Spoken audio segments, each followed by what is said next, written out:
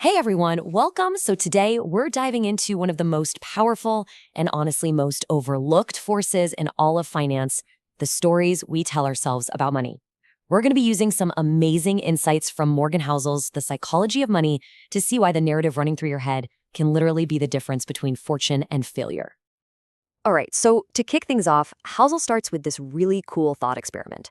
I want you to imagine an alien is sent to Earth. Its mission is simple. Just observe the planet and figure out what changed between the end of 2007 and the end of 2009. That's it. So the first thing this alien does is look around at the tangible, physical world. And what does it see? Well, it sees the same buildings, the same factories are humming along, the same universities are teaching the same subjects. Humanity's collective brainpower, our skills, our knowledge, it all seems completely intact. And get this. The alien notes that not only are things the same, in a lot of ways, they're actually better. Our technology has improved. We have smartphones and faster computers. Our medicine is more advanced. Our energy tech is better.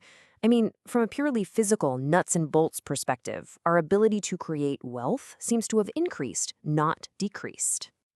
So all the physical evidence is pointing towards stability, maybe even progress.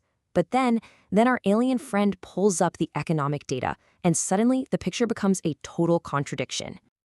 What did it find? Well, it finds that between 2007 and 2009, U.S. households lost $16 trillion in net worth. That's trillion with a T. It's an almost unimaginable amount of wealth that just, poof, disappeared into thin air. And the human cost? Just as staggering. During that exact same period, 10 million more Americans found themselves unemployed. The whole economic engine just seized up, throwing millions and millions of lives into chaos. So this brings us to the huge paradox, right? The factories didn't blow up. Our knowledge didn't just evaporate. The technology was better than ever. So if all the physical ingredients for a booming economy were right there, what on earth broke? And the answer is as simple as it is profound. The story broke. That's it. The collective story we all told ourselves about the economy went from one of confidence and stability to one of deep fear, collapse, and total uncertainty. You see, these narratives are the fuel for the economy. They can be the rocket fuel that empowers us to reach our full potential, or they can be a powerful emergency brake that causes everything to grind to a halt. That one single shift in belief, that change in the story, it had a $16 trillion impact. But why are these stories so powerful? Well, Housel argues that when the stakes are really high and we feel like our sense of control is really low, we become incredibly vulnerable to certain types of stories. Our brains are just wired to look for explanations, even if those explanations aren't actually true. He gives them a fantastic name, appealing fictions. These are the stories that cater to our deepest hopes and our biggest fears. When we desperately need a way out or a miracle, we are just primed to believe any story that promises one, no matter what the evidence says. To really drive this point home, Housel tells the story of a desperate father in Yemen whose son was sick. He was asked why he used a folk remedy, and his answer is just chillingly honest. Desperation makes us grasp at straws, at any story that offers even a tiny sliver of hope. And this exact same psychology is at play all over the world of finance. That guaranteed stock tip on TV, the endless search for the next Warren Buffett, those can't-miss market predictions, even massive frauds like Bernie Madoff's scheme. They all prey on our desperate desire for a life-changing return. The story is just so appealing that we willingly suspend our disbelief. Now, there's a second big reason stories are so powerful, and it's our tendency to fill in the gaps. We are constantly taking tiny bits of incomplete information and without even thinking about it, weaving them into a complete, coherent story. Our brains just can't stand ambiguity. Housel uses a perfect analogy here, his 1-year-old daughter. She sees maybe 1% of his world. So when he leaves the room, she can't comprehend things like work or bills or market volatility.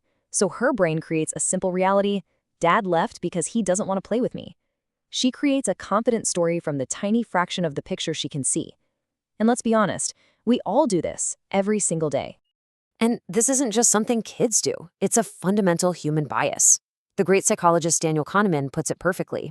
Our ability to look backward and create these need stories, well, it gives us this powerful and often very dangerous illusion that we understand how the world works. We start to think things are way more predictable than they really are. And that leads to some serious overconfidence in our financial decisions. So the big question is, how do we protect ourselves from this? How do we navigate a world that's driven by these appealing fictions and the incomplete stories we tell ourselves? Well, Housel offers a pretty clear strategy for what you could call financial self-defense. It really comes down to 3 crucial steps. Number 1, widen your margin for error. Build a financial life that's resilient enough that you don't need any single story about the future to come true. Second, acknowledge what you don't know. Just admit that the story in your head is incomplete because it always is. And third, embrace humility. Accept that luck and risk play a much, much bigger role in outcomes than our neat and tidy stories ever want to admit. Okay, so now I want to turn these ideas over to you, because the best way to really get these concepts to stick is to apply them to our own lives and our own experiences. So my first question for you is this. What is a financial story that you used to believe in, but now you kind of question it? Maybe it was a get-rich-quick idea, or the belief that you can't lose money in real estate. Just take a second to think about it. And my second question is a practical one. How can you build a wider margin for error into your own financial life?